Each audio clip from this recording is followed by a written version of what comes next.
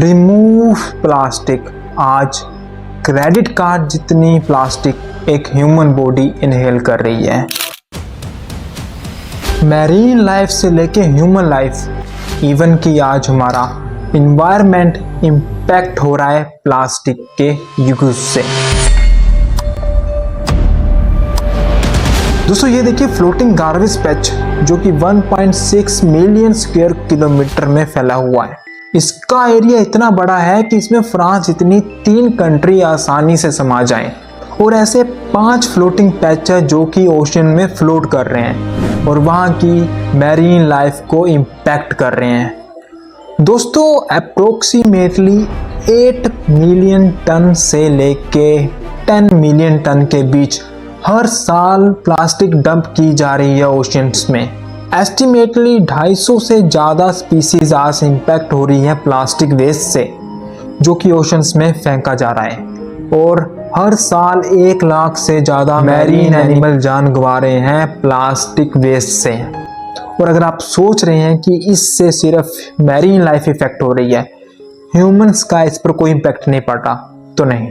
Micro plastic जो कि plastic की फॉर्म है जो कि ओशन से स्पीसीज में, स्पीसीज से ह्यूमन में एंटर हो रही है और यह ह्यूमन की हेल्थ को भी इम्पैक्ट कर रही है।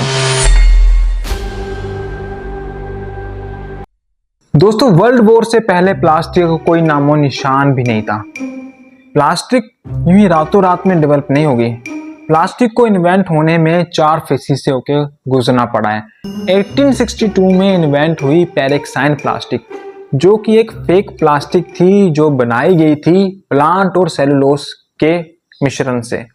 आगे चल के 1903 में नायलॉन प्लास्टिक का इन्वेंशन हुआ जिससे कि पीवीसी पाइप्स, फूड आइटम्स में यूज होने वाली प्लास्टिक और क्लॉथ में यूज होने वाली प्लास्टिक बनाई गई।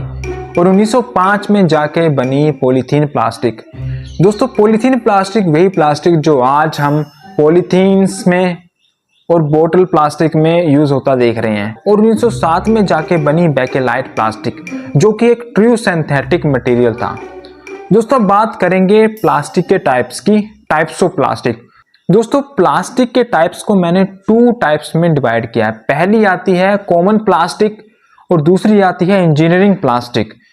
कॉमन प्लास्टिक जो कि कॉमन वर्क के लिए यूज होती है, जैसे वाटर बोतल जो कि मटेरियल को कैरी करने में यूज आती है, जो कि लाइट वेट होती है और इन प्लास्टिक को हम रिसाइकल भी कर सकते हैं। दूसरी आती है इंजीनियरिंग प्लास्टिक। ये ऐसी प्लास्टिक जो एक स्पेसिफिक वर्क के लिए यूज होती है, जैसे जो कार में डैशबोर्ड होता है वो पूरा प्लास्टिक का होता है, कार की विंडो में यूज होने वाली प्लास्टिक, बुलेट प्रूफ ग्लासेस में यूज होने वाली प्लास्टिक और हमारे smartphone, laptops, all electronic gadgets में यूज होने वाली प्लास्टिक। दोस्तों ये तो है टाइप्स ऑफ प्लास्टिक। और अगर आप अपने आसपास भी देखें तो आप यह पाएंगे कि हर चीज में प्लास्टिक आज इंक्लूड है, चाहे बोतल से लेके गाड़ी तक, अपैरल से लेके स्मार्टफोन तक, हर चीज में एक मटेरियल यूज होता है प्लास्टिक। दोस्तों और प्लास्टिक यूज हो भी क्यों ना, क्योंकि प्लास्टिक एक अफोर्डेबल, रिलायबल, एक ऐसा प्रोडक्ट जिसका time span years of years तक का है। दोस्तों अगर हम एनुअली प्लास्टिक की प्रोडक्शन को देखें तो 2024 में 430 मिलियन टन की प्रोडक्शन हुई और 2025 में यह प्रोडक्शन और बढ़ने वाली है। 1950 में प्लास्टिक की सिर्फ 2 मिलियन की प्रोडक्शन हुई थी जो कि 2024 में बढ़ के 430 मिलियन तक पहुंच चुकी है, जो कि हमें यह बताता है कि प्लास्टिक की कितनी रैपिड ग्रोथ हुई है। और अगर हम बात करें प्लास्टिक की सेक्टर वाइज यूज की तो पैकेजिंग के सेक्टर में 36% प्लास्टिक यूज में आती है, कंस्ट्रक्शन के सेक्टर में 16%, टेक्सटाइल के 14%, कंज्यूमर गुड्स के सेक्टर में 10%, ऑटोमोबाइल सेक्टर में 7%, एग्रीकल्चर में 4% और अदर सेक्टर में 3%, जैसे कि मेडिकल्स इक्विपमेंट वगैरह वगैरह में यूज होने वाली प्लास्टिक। और अगर हम वर्ल्ड वाइड लेवल पर कंट्री को देखें तो चाइना नंबर 1 पर आती है जो कि 32% ग्लोबली प्लास्टिक की प्रोडक्शन करती है।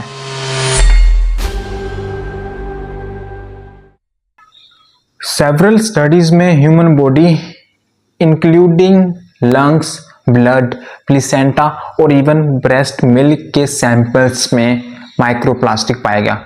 माइक्रोप्लास्टिक ऐसे टीनी प्लास्टिक के पार्टिकल्स होते हैं जिनका साइज 5 mm से भी कम हो सकता है।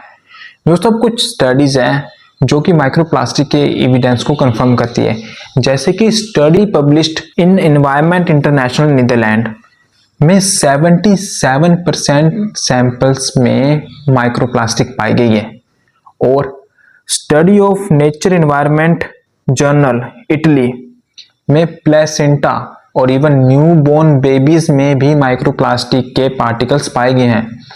और स्टडी ऑफ पॉलीमर इटली, इसमें 26 आउट ऑफ 34 ब्रेस्ट मिल्क के सैंपल्स में माइक्रोप्लास्टिक पाई गई। Now the question is how do microplastic enter in our body. तो ये ईटिंग और ड्रिंकिंग के थ्रू हमारी बॉडी में एंटर हो जाती है, और यह ब्रीदिंग के थ्रू भी हमारी बॉडी में एंटर हो सकती है, जैसे कि सिंथेटिक और कारों के टायर से निकलने वाले पार्टिकल्स जो कि एयर के थ्रू बॉडी में एंटर हो जाता है, और स्किन के थ्रू भी यह प्लास्टिक हमारी बॉडी में एंटर हो जाती है, जैसे कि कॉस्मेटिक प्रोडक्ट के यूज से। दोस्तों ये स्टडीज ह्यूमन बॉडी में सिर्फ प्लास्टिक होने का ही एविडेंस ही नहीं देती, but it also raise the concerns about our health, and there is a high chance in the future that we may have to face this problem as a disease. दोस्तों बात आती है क्यों नहीं अभी तक इस प्लास्टिक को बैन कर दिया गया, बावजूद इसके कि प्लास्टिक एक सस्टेन और एक सूटेबल प्रोडक्ट नहीं है। तो इसके पीछे कई कारण हैं। पहला, प्लास्टिक एक चीप और अफोर्डेबल प्रोडक्ट है। दूसरा, अभी मार्केट में प्लास्टिक का कोई सब्स्टिट्यूट एग्जिस्ट ही नहीं करता जिससे कि प्लास्टिक को रिप्लेस किया जा सके।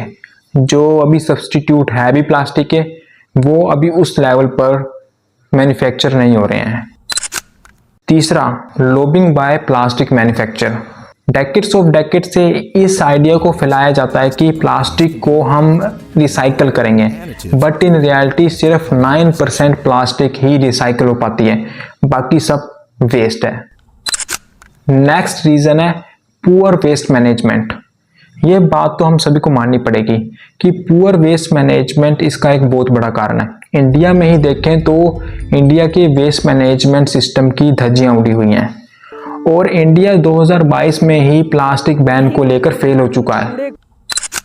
नेक्स्ट पॉइंट, पीपल अभी तक रेडी ही नहीं है, पीपल अभी तक अवेयर नहीं है, अभी वह ज़्यादा पे ही नहीं करना चाहते इको फ्रेंडली प्रोडक्ट्स के लिए। और आज के टाइम में फास्ट फैशंस में, ऑनलाइन शॉपिंग्स में और फास्ट डिलीवरी में एक पैकेजिंग मटेरियल यूज होता है प्लास्टिक।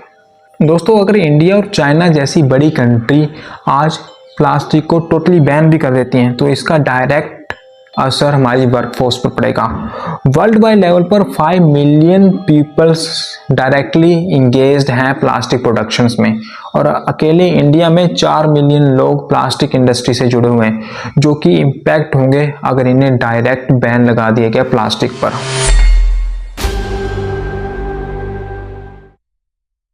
अब इस कंक्लूडिंग पार्ट में बात आती है सॉल्यूशंस की। एज ए इंडिविजुअल हम और आप क्या स्टेप्स ले सकते हैं। आई थिंक आम ऐसे मोस्ट ऑफ द लोगों को यह पता होगा कि क्या करना है, चाहे वो सिंगल प्लास्टिक का यूज करना हो और पीने की बोतल में मेटल की बोतल का यूज करना हो, या फिर ऐसे ब्रांड्स को सपोर्ट करना हो, या फिर अवेयरनेस फैलाना हो। ये कुछ स्टेप है जो कि एज ए इंडिविजुअल आप और हम कर सकते हैं, बट आई थिंक ये स्टेप्स जो हमारे द्वारा एज ए इंडिविजुअल उठाए जाएंगे ये इतना बड़ा इम्पैक्ट नहीं डालेंगे जब तक कि इस प्लास्टिक वेस्ट के ऊपर बड़े डिसीजंस और पॉलिसीज ना बनाए जाए। और यह किसका काम है? गवर्नमेंट का। दोस्तों बात आती है गवर्नमेंट की। गवर्नमेंट को क्या स्टेप उठाने चाहिए इस प्लास्टिक वेस्ट को लेकर? तो पहला स्टेप उन्हें यह उठाना चाहिए कि उन्हें सिंगल यूज प्लास्टिक को बैन कर देना चाहिए। हाँ, इंडिया और चाइना जैसी कंट्री के लिए यह थोड़ा इम्पॉसिबल है, तो इस बैन को वो इमीडिएट नहीं लगा सकते। हाँ, वह ऐसा कर सकते हैं कि इस बैन को वह फेस में डिवाइड कर दें। पहले फेस में वह कुछ ही प्लास्टिक के आइटम्स को बैन करें, और जैसे जैसे ये फेस बढ़े उनकी आइटम्स, प्लास्टिक की आइटम्स इंक्रीज होती रहे। दोस्तों अफ्रीका में सिचुएटेड कंट्री रवांडा में 2008 में ही बैन लगा दिया गया और इस बैन से 90% प्लास्टिक वेस्ट की रिडक्शन हुई। और यूरोप में भी 10 सिंगल यूज प्लास्टिक पर बैन लगा दिया गया था 2021 में। केन्या में इतना स्ट्रिक्ट बैन लगाया हुआ है, अगर कोई इसकी वायलेशन करता है तो उसे $4,000 का फाइन देना पड़ता है। दोस्तों एक और कंट्री नॉर्वे में 97% उनकी प्लास्टिक रिसाइकल होती है बाय डिपॉजिट स्कीम के। दोस्तों सेकंड स्टेप गवर्नमेंट ये ले सकती है कि वह इन्फोर्स करे EPR, जिसमें कि कंपनी खुद रिस्पॉन्सिबल हो उसकी प्लास्टिक प्रोडक्शन में, और अगर कोई प्लास्टिक की प्रोडक्शन कर रहा है तो उस पर टैक्स लगाया जाए और उस टैक्स को रिसाइकल प्रोग्रेस के लिए यूज किया जा सकता है। थर्ड स्टेप, गवर्नमेंट को हमारा रिसाइकल इंफ्रास्ट्रक्चर इंप्रूव करना होगा। दोस्तों ये बात तो मानने वाली है कि हमारे इंडिया में रिसाइकल सिस्टम अच्छा नहीं है, और रिसाइकल सिस्टम यानी हमारा वेस्ट मैनेजमेंट ही अच्छा नहीं है। तो अगर हम अपने वेस्ट मैनेजमेंट को अच्छा करें तो हमारा रिसाइकल सिस्टम भी कहीं जाकर अच्छा होगा।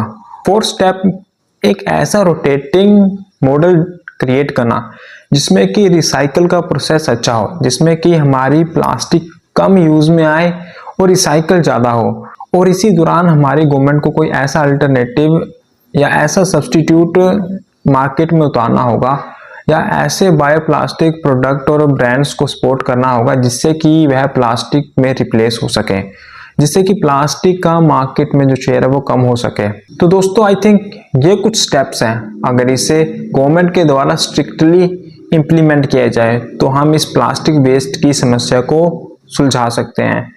और यह हमें इम्प्लीमेंट तो करना ही होगा, आज नहीं करेंगे तो कल तो करने पड़ेगा। तो इससे अच्छा हम आज ही इस समस्या के ऊपर एक्शन लें।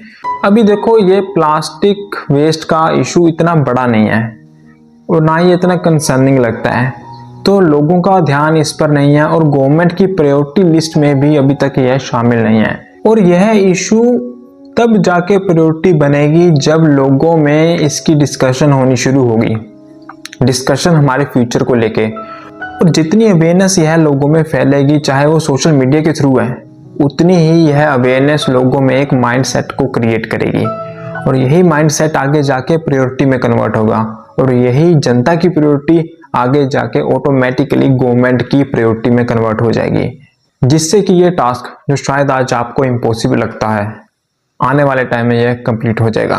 Because nothing is impossible, the word itself says I am possible.